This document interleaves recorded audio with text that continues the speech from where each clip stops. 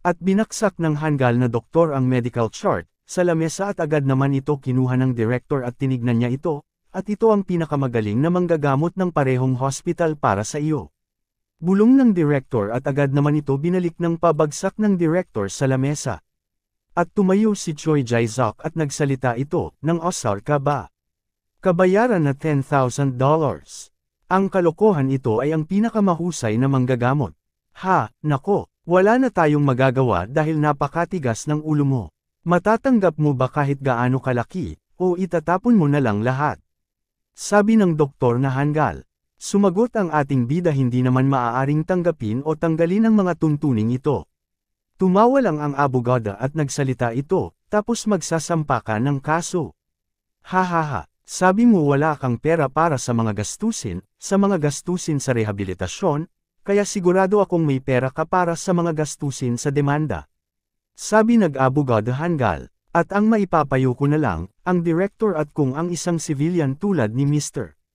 Choi Jae-seok ay magsampa ng kaso laban sa amin, ang mga resulta ay magiging malinaw sa araw, at sumeryoso ang ating bida nagsalita ito. Oo, bakit hindi natin ayusin ito sa korte, at tumitig ito ng seryoso sa babaeng Hanggal na abogada, to the point na isa sa amin ang mamatay. Bulong nito, at habang nakayuko ang director humingi ito ng tawad kay Mr. Jae-seok, "Sorry talaga, pero sa tingin ko," at maya-maya ay may nagtanong "Excuse me," at patanjin ng ating bida at ang babaeng Hanggal na abogada ay napatayo ito. "Please wait," sabi nito, at nagsalita ang doktor na Hanggal, ito ay hindi isang lugar na kung sino lang ang pwedeng pumasok. Ha! Ang pangpupulong na ito ay hindi para sa kaso ng pasyente si Kim Jung-hyuk alternasyon. Sabi ng lalaki. Anyways, sinalubong ito ng ating bida at sabi ng lalaki, "So ikaw si Choi Jae-seok. Ikinagagalak kitang makilala," at sumagot ang bida, "Hello, mangyari pumunta dito." Naupo ito at pinagsalikop ang dalawang kamay at sinabi, "Since busy tayong lahat ngayon ay simulan na natin. Ikinagagalak kong makilala kayong lahat. Ako ay abogado Jin Myeyong, isang abogado ng medical school mula sa firm ng batas na Dechul. Ano ang napag-usapan ninyo sa ngayon?" At nagulat at napanganga ang mga abogado at doktor na mga Hanggal. Magsimula tayo sa usapan tungkol sa demandang ito. Tumayo naman ang ating bida sa likod ng abogado, at ito nga pala ang kasama ko, ang abogado si Jung Jin Myeyong. Bamulong naman ang doktor na Hanggal, pinagpawisan nito at si Jung Jin Myeyong. "Hindi pwede ito. Tiyak na narinig ko na si Jung Jin Myeyong ay napakalaki na kahit na ang pakikipag-eye contact ay maaaring magtanim ng takot. Dahil hindi pa namin nakikita ng personal si Jung Jin Myeyong, siguradong nagdala siya ng angkop na kapalit. Ngumisi ito, at ihahayag ko dito ang identity ng kapalit at ipapahiya kita sa harap ng lahat, Choi Jae-seok." Bulong ng doktor na Hanggal. At bigla naman nagbigay galang ang abogado Hanggal, na ikinabigla ng doktor na Hanggal. "Kumusta po kayo, senior?" sabi ng babaeng abogada habang nakayuko ito. "Ang tagal na, Park Chul. Parang kailan lang nagtatrabaho ka under ko, lumaki ka na. Haha, exaggerating ka. Ano ito para isiping na totoo siya?" bulong ng doktor na Hanggal. Muling nagsalita ang abogadoy ng ating bida, inihayag nito ang papel at sinabing, "Tapusin na natin ang kumustahan na ito ngayon, mag-umpisa na tayo sa totoo. Hindi ako pumunta dito para lang makita ito, kasunduan sa pag-aayos ng basura. Attorney Park Chul, ano ang natutunan mo habang nagtatrabaho ka o? Order me." Gulat na gulat ang abogadong Hanggal, hindi ito makapagsalita at nauutol ito.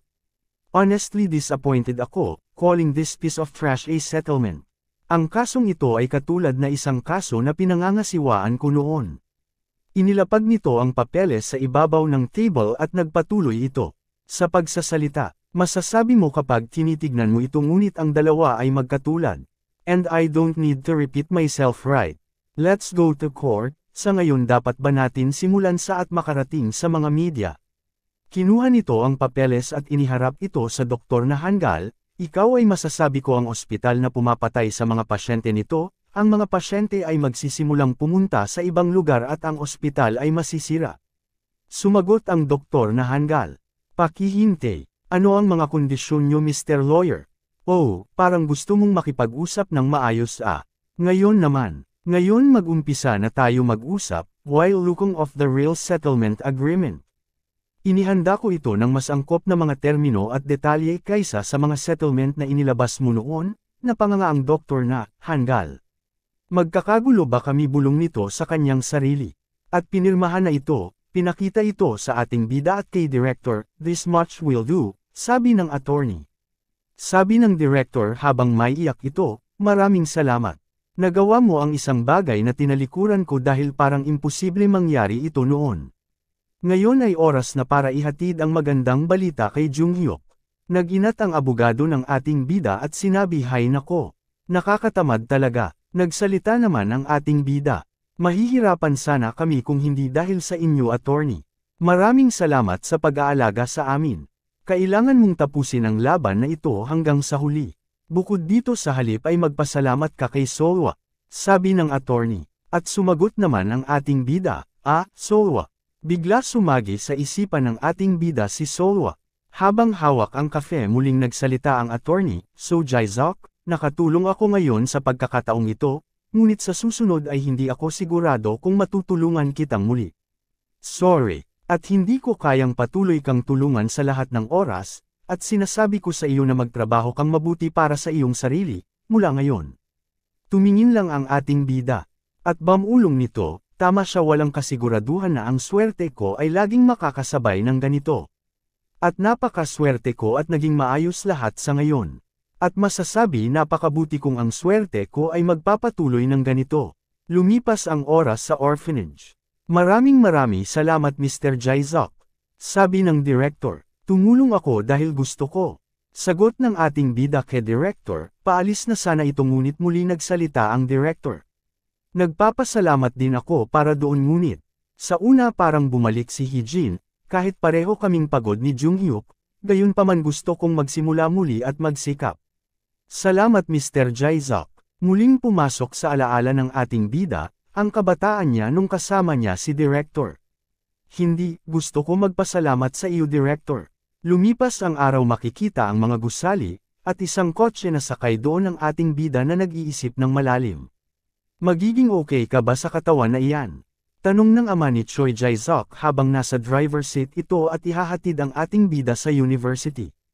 Hindi agad naintindihan ng ating bida at sorry. Muling nagsalita ang lalaki, ang iyong katawan tinatanong ko, kung ito ay makakasabay sa internam. Narinig ko na ang buhay at bilang isang doktor ay mahaba at napakahirap. Ngumiti ang ating bida at sinabing, ito ay isang bagay na gusto ko kaya magiging okay ako. At salamat po sa concern niyo Papa. Buti na lang at original na awkward ang relasyon ni Choi Jae-seok at ng kanyang ama. Okay, sagot ng lalaki, hanggang sa makarating ito sa Yuijing University Hospital. Gusto kong magsimula ng panibagong buhay.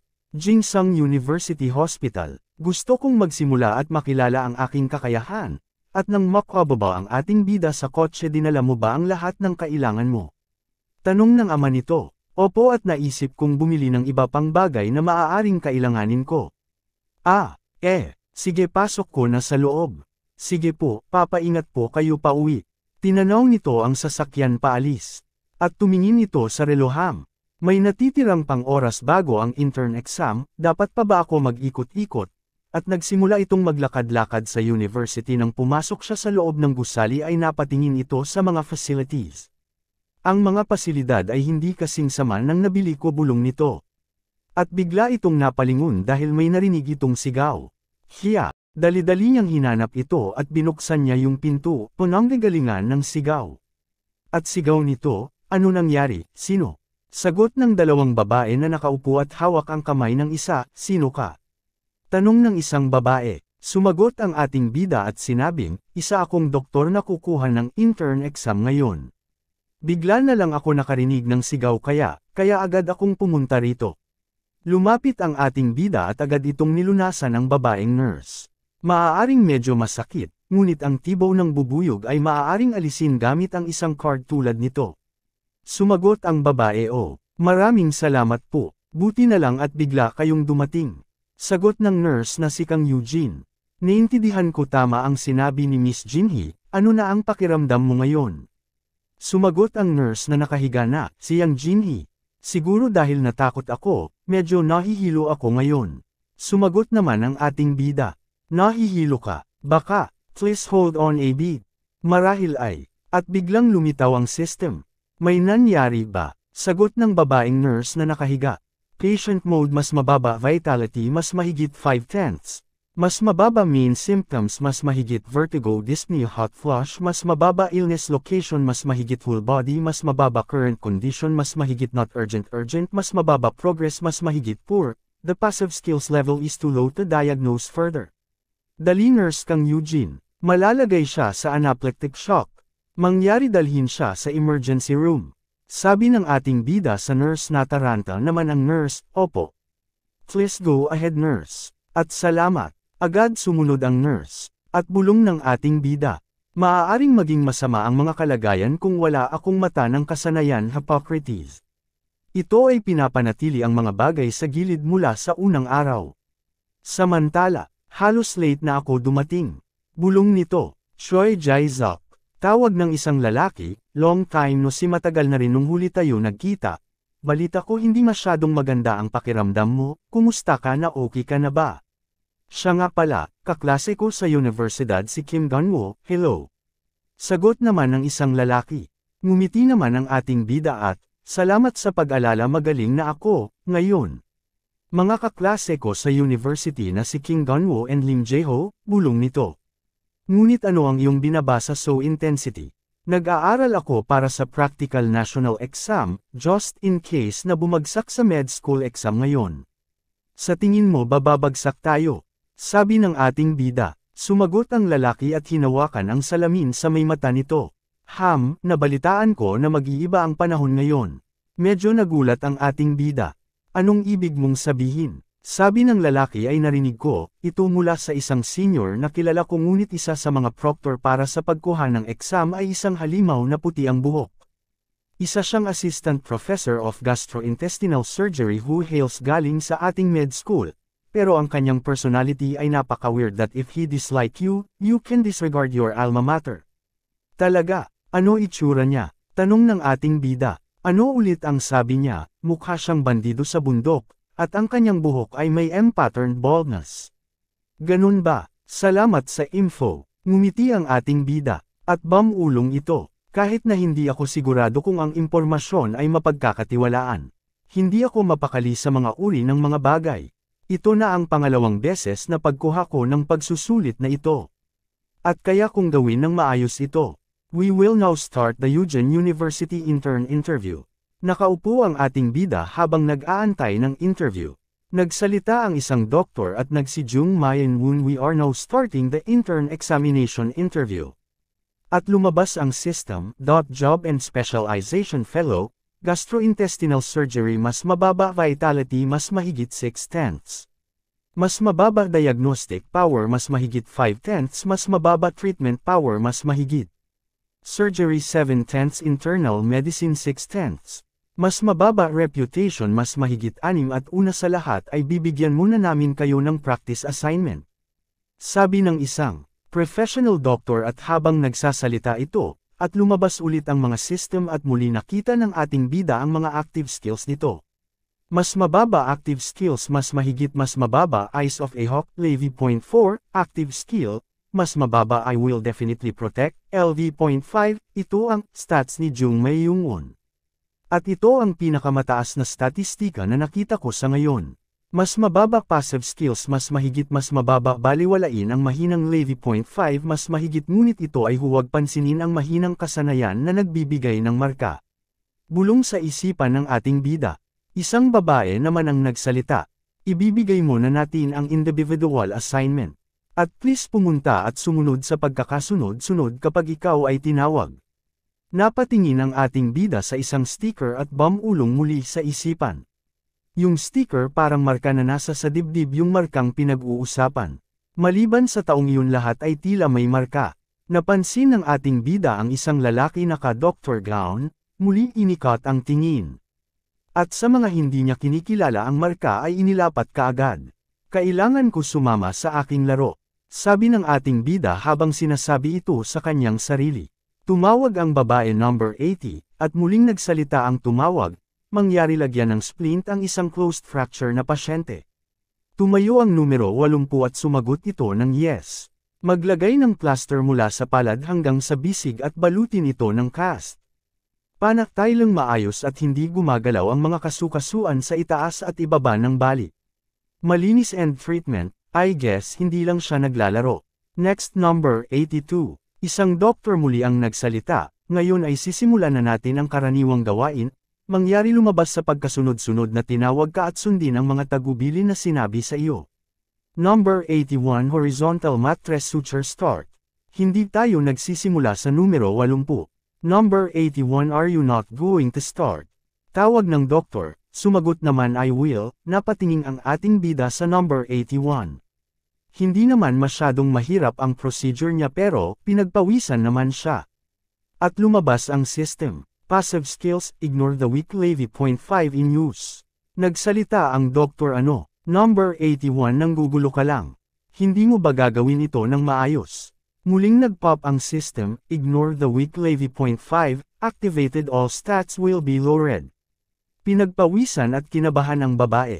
Sorry po, ninas ang lalaking doktor at inilagay ang kamay sa ulo, so sinasabi mo ba na hihingi ka ng sorry sa pasyente? Hindi namin kailangan ng isang tanga intern kaya mangyari mag-focus ka ng atensyon. Magiging ganito ka ba sa harap ng totoong pasyente? Next number 80, nang matapos. Next number 85. Please begin bulong ng ating bida habang ginagawa ang actual exam. Ito ang pakiramdam ng isang tool na matagal ko nang hindi nahawakan. Samantalang napatingin naman ng doktor habang hawak ang exam paper. Choi Jae-suk. Sambit nito sa isip. Napatanga naman ng doktor ang bulong nito. Hindi siya kumikilos na kinakabahan at kumpiyansa niyang ipinakikita ang lahat ng kanyang kakayahan. Hindi siya katulad ng iba na kalimang tahiin na siya pero pare-parehong interval. Tinawag muli ito. Stop number 85, tumingin naman ang ating bida sa anong sitwasyon sa horizontal mattress anong suture na karaniwang ginagamit. Dahil meron itong hemostatic effect, mainam itong gamitin sa mga lugar na maraming daluyan ng dugo, at ginagamit din ito sa mga lugar na may makapal na balat, tulad ng mga palad at talampakan. At pagkatapos sa pababang gilid. Kampanteng sumagot naman ang ating bida at dahil hindi ito makasuporta sa ibabang lugar ng pinsala, hindi ito maaaring gamitin sa malalim na lacerations. Tumitig ang doktor at number 85 please return to your seat. Tatapusin natin ang mga bagay dito. Inayos ng ating bida ang sarili at it's been a long time since may dumating na taong worthy sa expectations ko. Lumabas ang system, ignore the weak, skill has been nullified. Niluwagan ng ating bida ang kurbata nito. Lumabas ito para bumili ng soda. Akala ko masusuffocate ako sa tuwing magsusuot ako ng suit, pakiramdam ko hindi ako komportable. At habang kumukuha ito ng soda, sabi nito sa sarili. Huwag pansinin ang mahina, na wala ang marka kaya masasabi kong nakapasa ako nang hindi man lang tumitingin. At ito ang simula, habang naglalakad ito na hawak ang soda. Ang aking panahon bilang isang intern sa nakaraan ay maaaring naging impyerno, ngunit ang aking karanasan at pagsusumikap mula sa aking 3 taon bilang isang residente doktor ay nananatili pa rin. At sa pagkakataon ito ay may kakayahan pa ako na makakita ng ni Hippocrates. At muling lumabas ang system. Passive skill, new, frozen heart levy. 1, specialization, thoracic surgery. Ako ay nagsisimulang muli mula sa umpisa. Sabi ng ating bida habang umiinom ng soda. Hello guys, kung nagustuhan nyo ang video ito huwag nyo po kalimutan mag-subscribe, pindutin nyo na rin ang notification bell, para lagi kayo update pag may bago akong upload, like and share nyo na din. Maraming salamat po.